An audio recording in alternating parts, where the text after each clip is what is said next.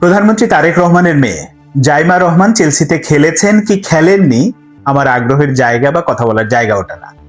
প্রতিমন্ত্রী আমিনুল হক এই বিষয়ে যে ইন্টারভিউ দিয়েছেন ওই ইন্টারভিউ থেকে একেবারে সুনির্দিষ্ট করে দু তিনটি দিক নিয়ে আপনাদের সাথে একটু কথা বলতে চাই, আশা করি শুনবেন।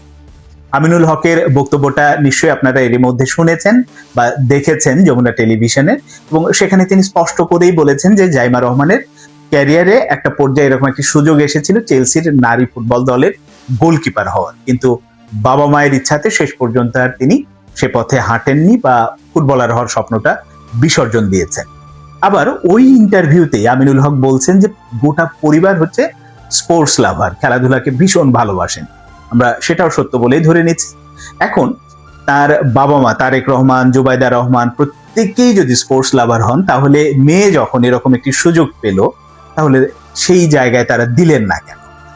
যেহেতু দিচ্ছেন না, তার মানে বোঝা যাবে যে তারা স্পোর্টস লাভার কিনা, স্পোর্টসকে এতটা ভালোবাসেন কিনা, সেই জায়গাটা কিন্তু অটোমেটিক প্রশ্নবিদ্ধ হয়ে যায়, হয়ে আসে। এটা একেবারে আপনারা সাদা চোখে না, মানে ঠান্ডা মাথায় একটু চিন্তা করলেই যে যারা স্পোর্টস লাভার তার মেয়ে এরকম একটি বড় ক্লাবের সুযোগ পাচ্ছে, তিনি সেখানে দিচ্ছেন না। আবার ওখানে কিন্তু মানে এই বক্তব্যের পরে আমিনুল হক একটা বিবৃতি দিয়েছে যে তার বক্তব্যকে ভুলভাবে উপস্থাপন করা হচ্ছে, ব্যাখ্যা করা হচ্ছে। সেখানে আবার তিনি সেটারও মানে যে বক্তব্যটা দিয়েছে তারও আবার চেঞ্জ করেছে।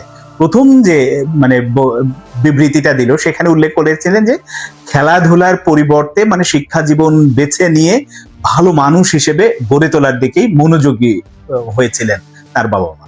তার মানে কি, যারা খেলাধুলা করে বেড়ে উঠছে বা খেলাধুলা করছে, খেলোয়াড় হচ্ছে, তারা কি আসলে ভালো মানুষ না?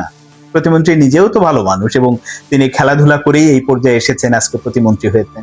তো এই যে বক্তব্যগুলো দিচ্ছেন সেটা কিন্তু প্রশ্নবিদ্ধ শুধু নিজে হচ্ছেন না, আরো অনেককেই প্রশ্নবিদ্ধ করছেন। কারণ দায়িত্বশীল পদে থেকে যখন কথা বলবেন, বক্তব্য দেবেন, এই বিষয়গুলো একেবারে ঠান্ডা মাথায় অনেক কিছু একটা শব্দ চয়নও ভাবতে হবে, যেটা কোন শব্দের কোন ব্যবহার কোন দিকে যেতে পারে এই বিষয়গুলো ভাবতে হবে।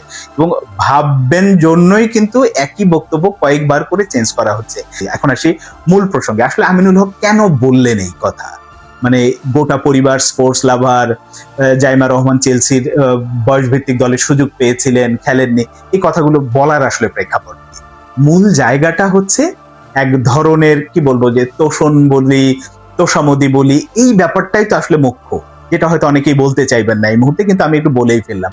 কারণ আমরা যদি এই গভর্নমেন্ট, এখন তারেক রহমান তো অনেক রকম পরিবর্তনের ইঙ্গিত দিচ্ছেন, নিজের চেষ্টা করছেন, কিন্তু যদি তিনি নিজের চেষ্টাই শুধু করেন তাহলে তো আসলে হবে না। তার আশেপাশে যারা আছে, মন্ত্রী পরিষদ, নেতা কর্মী, প্রত্যেকের মধ্যে পরিবর্তন না হলে সেই পরিবর্তনটা আসলে দিন শেষে কাজে দেবে না।